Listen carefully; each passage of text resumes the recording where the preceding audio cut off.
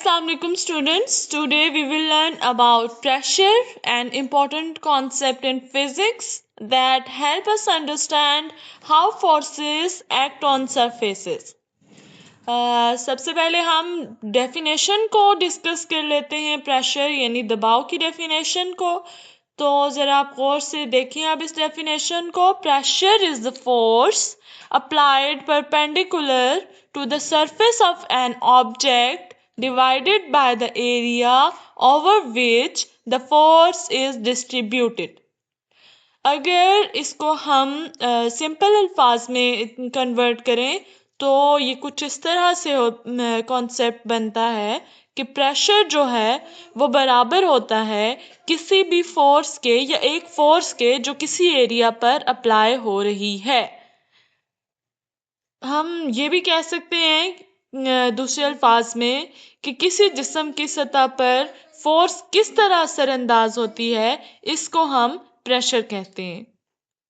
Pressure is measured in pascals. Pressure is measured in pascals. Force is measured in newtons and area is measured in square meters. Dear students, this pressure is measured in pascals, force measured in newton,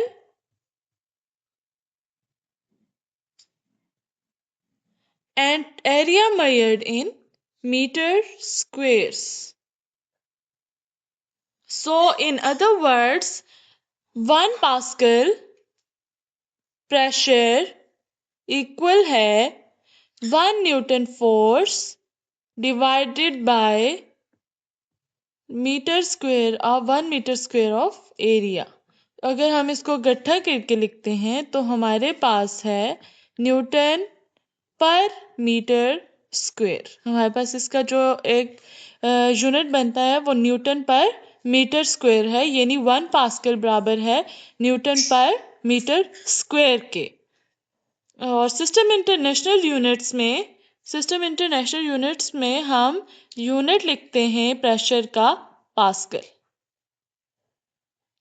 अगर एक force को कम रकबे पर लगाया जाए तो ज्यादा दबाव होगा, जैसा कि नोकदार अशिया जैसे कील या सुई वगैरह जो किसी भी सतह में घुस जाती हैं क्योंकि वो छोटे रकबे पर ज्यादा दबाव डालती हैं।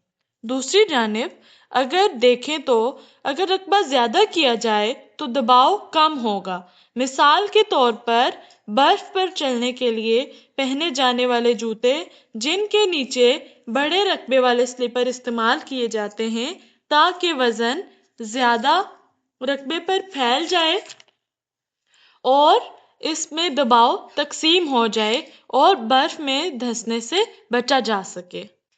एग्जाम्पल हम ले लेते हैं कि suppose a person weighing 600 Newton stands on 1 foot and the area of the foot in contact with ground is 0.03 meters squares.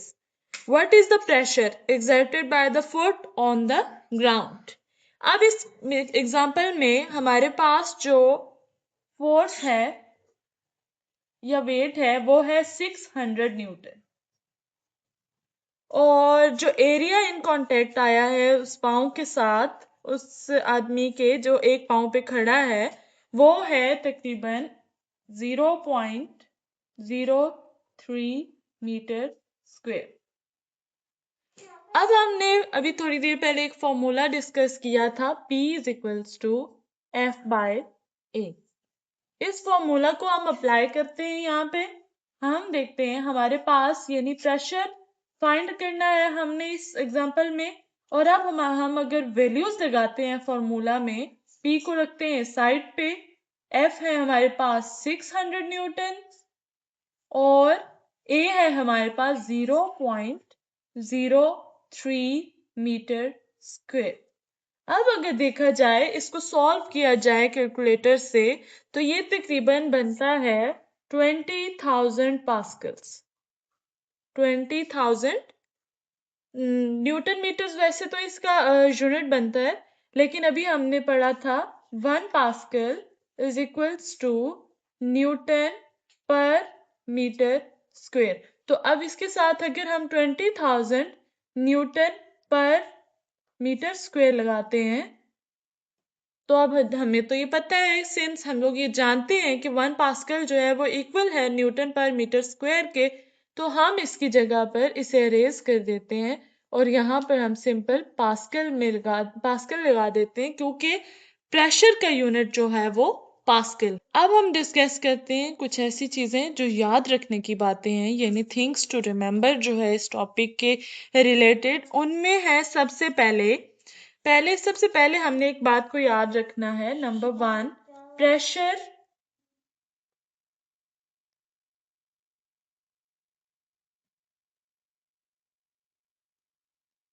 pressure depends on both force and area. Depends on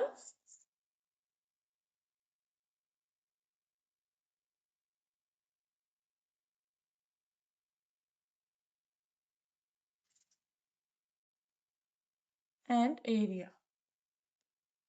Number 2, पहली बात जो हमने याद रखनी है वो ये याद रखनी है कि प्रेशर जो है वो दोनों पर डिपेंड करता है, फोर्स पर भी और एरिया पर भी।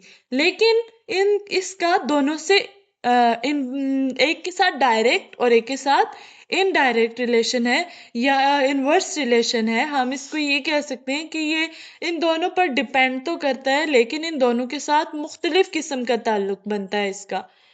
प्रेशर जो है वो फोर्स के बढ़ाने से बढ़ता है और फोर्स के घटाने से घटता है, जबकि प्रेशर जो है वो एरिया के बढ़ाने से कम होता है और एरिया के घटाने से ज्यादा होता है।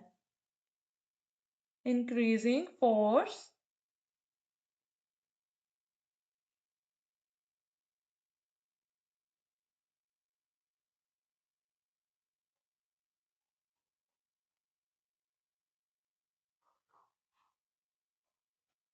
And number 3, increasing area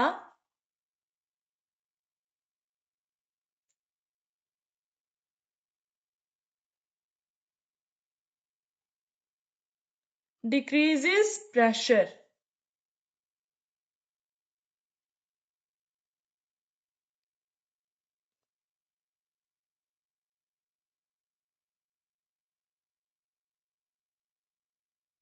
Number 4, pressure acts perpendicular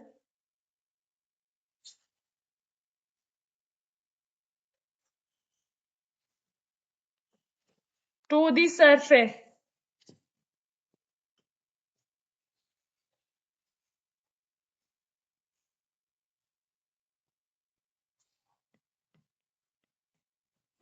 ये 4 बातें हमें प्रेशर के बारे में याद रखना होंगी कि प्रेशर जो है वो डिपेंड करता है फोर्स और एरिया दोनों पर। कैसे डिपेंड करता है? अगर हम फोर्स बढ़ाते हैं तो प्रेशर इंक्रीज होता है, अगर फोर्स घटाएंगे तो प्रेशर डिक्रीज होगा। लेकिन एरिया के साथ चूंकि इसका इनवर्स रिलेशन बनता है, जो कि हमने अपने formula P is equals to F/A से शो भी कर दिया था कि प्रेशर का ए के साथ इनवर्स रिलेशन है, और अगर हम एरिया बढ़ाएंगे तो प्रेशर जो है वो डिक्रीज होगा, और अगर एरिया कम होगा तो प्रेशर जो है वो इंक्रीज होगा। और चौथी बात जो हमने याद रखनी है वो ये याद रखनी है कि pressure always acts perpendicular to the surface, यानी जिस बॉडी पर आप प्रेशर लगा रहे हैं, प्रेशर हमेशा उसके परपेंडिकुलर उसके सरफेस पे एक्ट करेगा।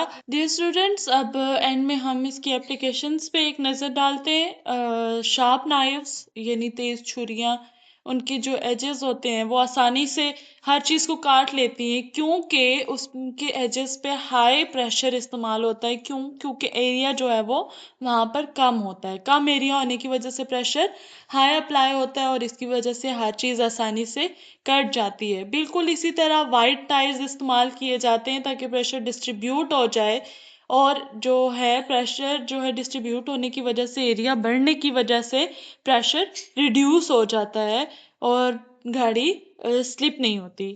और number 3, high pressure is used in hydraulic systems. High pressure इस्तेमाल किया जाता है हाइड्रोलिक सिस्टम्स में हैवी हैवी लोड्स को उठाने के लिए।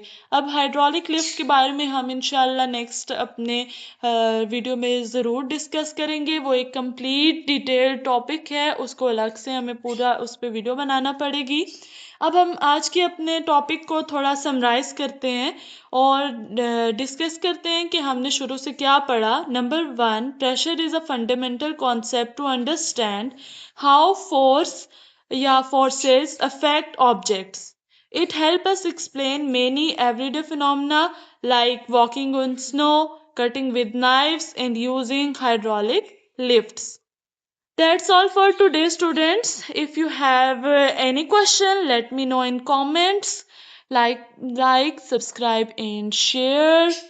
I hope you understand, and it is a very informative video for you. Allah Hafiz. Stay connected.